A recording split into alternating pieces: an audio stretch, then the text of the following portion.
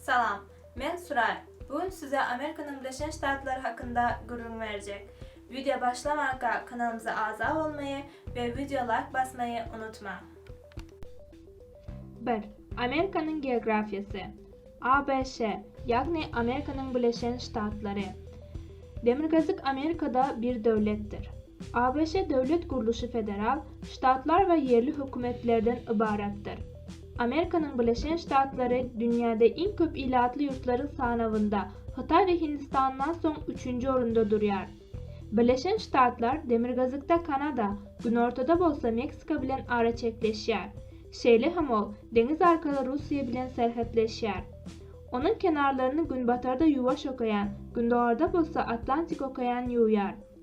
ABŞ'nin resmi taýdan döredilen ýyly 1776 ýylyň 4. ýyly hasaplanýar. Bu yurt gündoğarda Atlantik Okyanyndan günbatarda Yuvaş Okyanına çenli 4500 km aralykda yerleşýär. Alyaska ve Gavayi adalarını hem öz içine alyan ABŞ'nin umumy tutýan meýdany 9 milyon km2'den geçer. Alyaska, yurdun 50 ştatynyň meýdany boyunça iň ulusudur. Yurdun gün ortasındaky Texas bolsa bu uğurda 2. orunda durýar.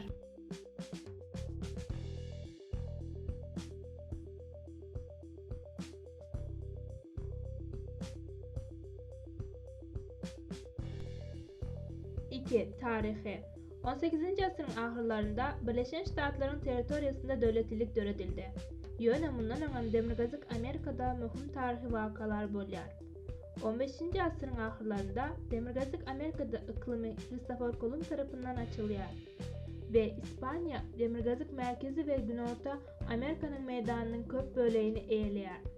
Britaniýaly denizde yüzücü Cabot 1497. ýylda Demirgazık Amerika'nın kenarına yüzüp barýar. Wagtyň geçmeyi bilen İspanlar, Portugallar, Fransuzlar, İnglisler Amerika iklimine yerleşip yer eýelýärler. İnglisler Amerika'daki yerlerini köpeldip sonlar bir näçe yurtlardan adamları göçürüp getirýärler. 18. asrın ortalarında Amerika'daki kolonyalıların sany 13'e ýetýär. 18. asrın ahırlarında bolsa kolonyalarda garaşsızlığa karşı göreş başlanýar. 2 ýyl dowam eden urşun netijesinde täze döwlet döredilendiği baradaky jandarma kabul edilýär. İlki başlarda Birleşen Ştatların düzümündäki ştatların sany 13'den 36'a çykýar, sonra 50'e ýetýär.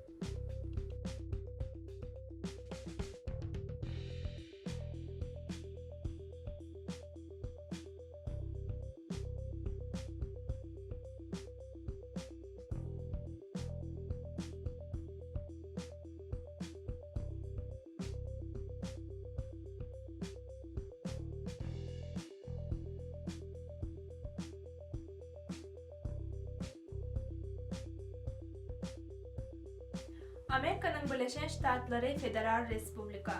Döwlet 50 ştatdan ve Kolumbiya Federal Okrugundan ibaret bolup durýar. Döwlet başlygyny prezident, kanun çıkarıncı organı Kongres. Ol 2 palatadan durýar. Vekiller Palatası ve Senato. Senatorlar 6 ýyl, Vekiller Palatasının azasy 2 ýyl möhletle saylanýarlar.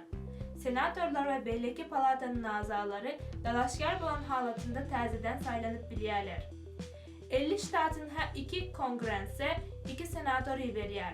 Senatorluğa dalaşgar bolmak için 30 ýaşyny dolduran ve en azından 9 ýyl mundan ozal Amerika'nın raýatlygyny kabul eden bolmalıdır. Vekiller Palatasının 435 azasy var. Bir taslamanyň kanun bolmagy üçün hem Senat hem Vekiller Palatası tarapyndan tasdiklanmagy gerek.